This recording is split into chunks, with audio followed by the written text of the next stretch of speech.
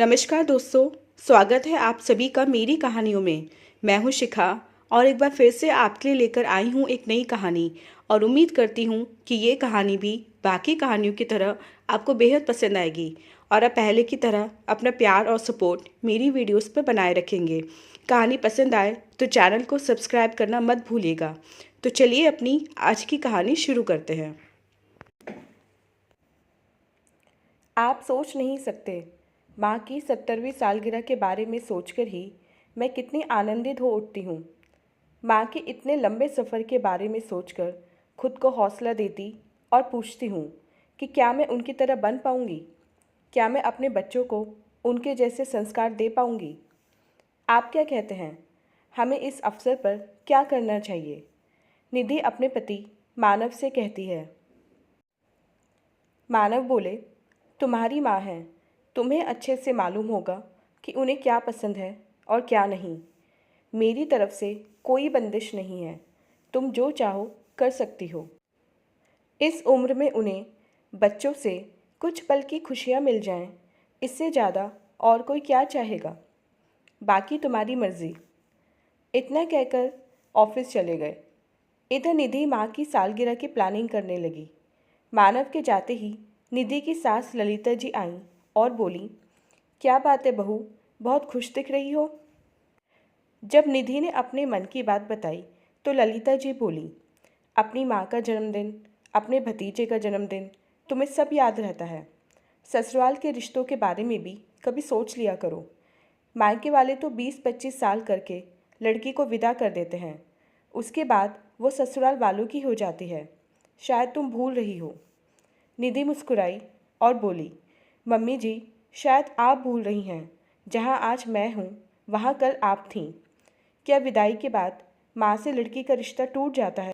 जो बंधन जन्म से पहले जुड़े हुए हैं, जिन्हें मजबूरी में बस डॉक्टर काटकर अलग कर सकता है, उन रिश्तों को लोग कैसे भूल सकते हैं? खैर, इसमें आपकी कोई गलती नहीं। ससुराल में सास और मायके में भाभी अपने होते हैं, पर थोड़ा वक्त लगता है। इतना कहकर निधि मुस्कुराते हुए वहाँ से चली गई। निधि ने माँ सुशीला जी को फ़ोन किया। माँ, आपको याद है अगले महीने क्या है? माँ बोली, ऐसा क्या है? वो हंसने लगी और बोली, माँ भूल रही हो या मुझे बना रही हैं। आप 70 साल की हो जाएंगी, पर लगता नहीं है। माँ बोली, बेटा, तेरी माँ अब बुढ़ी हो गई है। मेरी तबीयत अब ठीक नहीं रहती। अब तो मैं चीज़ों को भी भूलने लगी हूँ और इन सब बातों को मैं कब की भूल गई हूँ। निधि बोली, कोई बात नहीं, अब हम आपके जन्मदिन को धूमधाम से मनाएंगे और सब मिलकर उसे सेलिब्रेट भी करेंगे। सुशीला जी बोली, बेटा, क्यों परेशान होती हो तुम? अपनी भाभी के स्वभाव को जानती हो और मेरी ऐसी हालत नहीं कि मैं कहीं आ जा सकूं। रहने दो, क्यों इन बातों में अपना वक्त और पैसा खर्च करती है। बेटी भी अब अनुभवी हो चुकी थी, क्योंकि वो भी बड़े परिवार के बीच में रहती थी। वो बोली, माँ, मैं सबके स्वभाव को जानती हूँ, परंतु इसका मतलब ये तो नहीं कि आप खुशियों को मनाना ही भूल जाएं। उन्हें आने तो दो अपने दरवाजे तक। बात की बाद में देखेंगे, आप चिंता मत करो। निधि की उत्सुकता और खुशी को देखकर माँ कुछ नहीं बोली और बात करके उन्होंने फ़ोन रख दिया। कुछ रोज़ बाद निधि ने अपने भाई अजय को फ़ोन किया। भैया बिज़ी तो नहीं हो? भाई बोला, नहीं छोटी, तेरे लिए क्यों बिज़ी रहूँगा, बोल ना। वो बोली, अगले महीने का उत्सव याद है ना? वो बोला, क्या है अगले महीने? निधि बोली, ये गलत बात है। हम लोग अपनी सारी खुशियों की तारीख याद रखते हैं और माँ बाप की खुशियों की तारीख को भूल जाते हैं। भाई के पूछने पर निधि ने याद दिलाया तो भाई को भी बुरा लगा कि वो भी भूल गया था। दोनों भाई बहन ने प्लान किया कि माँ के जन्मदिन को खूब धूमधाम से मनाएंगे, क्योंकि पापा के जाने के बाद माँ खुशियों में शामिल होना ही छोड़ दी थी, तो इस बार उनके जानने वालों को भी बुलाएंगे। समय बीता और सालगिरह की तारीख करीब आई। निधि पूरे परिवार के साथ अपने मायके आई। रेनू भाभी का स्वभाव थोड़ा अलग था। एक दो दिन तो ठीक रही, पर जब दोनों भाई बहन के प्लान के बारे में उसे पता चला तो वो झूठी हंसी दिखाकर और अजय से नाराज़ होकर अपने कमरे में चली गई। उसे मनाने के लिए अजय भी पीछे पीछे गया तो रेनू बोली, अजय, तुमने मुझे पहले ये सब क्यों नहीं बताया? और इस उम्र में क्या वो सालगिरह की पार्टी मनाएंगी? मैं जब कुछ बोलती हूँ तो तुम कहते हो बहुत खर्च होगा। अब क्या हुआ? अजय बोला, धीरे बात करो, ये सारी प्लानिंग निधि की है। मैं कितना खर्च करना चाहता था, पर उसने मुझे कुछ भी नहीं करने दिया। मुझे खुद पर शर्म आ रही है कि मैं इतना पैसा कमाता हूँ, परंतु उन पैसों से अपनी माँ की खुशियों को भी नहीं खरीद पाता हूँ। ऐसे नहीं था कि निधि उस जगह से अनजान थी। पूरा बचपन उसी जगह उसने बिताया था। उसने अपने कुछ रिश्तेदारों को भी न्योता दिया और सारी तैयारी उसने खुद की थी। माँ की ऐसी हालत नहीं थी कि वो कुछ समझ पाती। कभी कभी तो सबको पहचानने से भी इनकार कर देती थी। निधि की माँ को नीला रंग बहुत पसंद था। उसने अपनी माँ को नीले रंग की साड़ी पहनाई। माँ ने कहा, इस उम्र में मुझे नीला रंग क्यों पहना रही हो? वो बोली, माँ, हर रंग को जीवन में आने दो और खुशियों को हमें भी अपने तरीके से मनाने दो। आपने कितने साल हमारे जन्मदिन और हमारी शादी की सालगिरह मनाई, फिर हमारा भी तो कुछ फ़र्ज़ बनता है। और पापा के जाने के बाद कितने दिनों बाद आपके चेहरे पर ये खुशी आई है। पूरे परिवार के सामने माँ ने अपने बच्चों का हाथ पकड़कर केक काटा। तालियों की गूंज से माँ के चेहरे पर जो खुशी थी, उसे बेटी अपनी आंखों में समेट लेना चाहती थी। जहाँ सभी लोग खुशियाँ मना रहे थे, वहीं रेनू अजय से बोली, इतना आडंबर दिखाने की क्या ज़रूरत थी? क्या इनकी उम्र है ये सब करने की? अपनी माँ को तो देखो, नीली साड़ी में खुद को क्या नई नवेली दुल्हन समझ रही हैं? मुझे तो शर्म आ रही है। पता नहीं तुम्हें कैसा लग रहा है। अजय बोला, कभी कभी दूसरों की खुशियों में भी शामिल होना सीखो,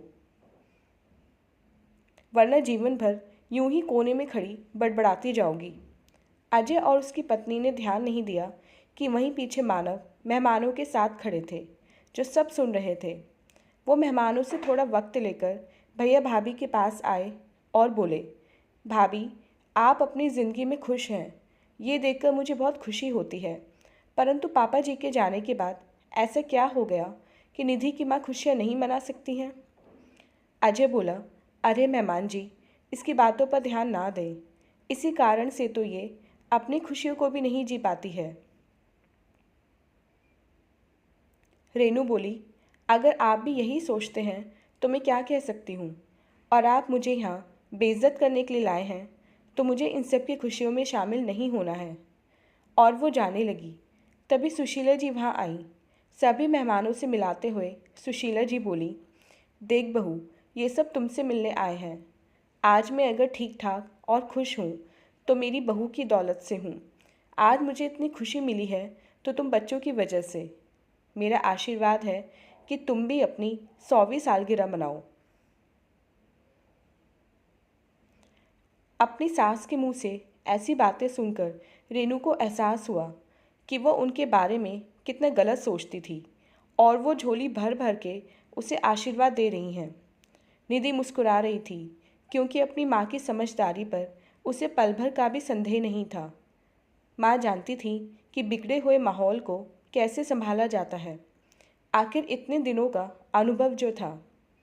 निधि को देखकर सुशीला जी मुस्कुराई तो निधि उनके पास आकर बोली, माँ, क्या आपके जैसी अनुभवी कभी मैं हो पाऊंगी? सुशीला जी बोली, बेटा, तुम अपना कदम उस ओर बहुत पहले बढ़ा चुकी हो।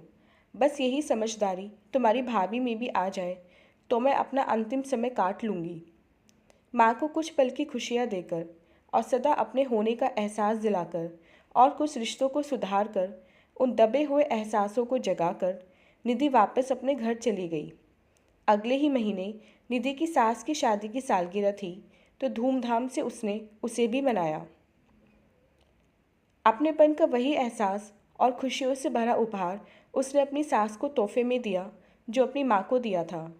ससुराल में सास और मायके में भाभी, इन्हें अपना बनाने में थोड़ा वक्त लगता है, पर जहाँ कोशिशें होती हैं वहीं तो कामयाबी मिलती है। तो दोस्तों, ये थी हमारी आज की कहानी। उम्मीद करती हूँ ये कहानी आपको पसंद आई होगी। मिलते हैं अपनी नेक्स्ट वीडियो में इससे नेक्स्ट कहानी के साथ। तब तक के लिए आज्ञा दीजिए। धन्यवाद।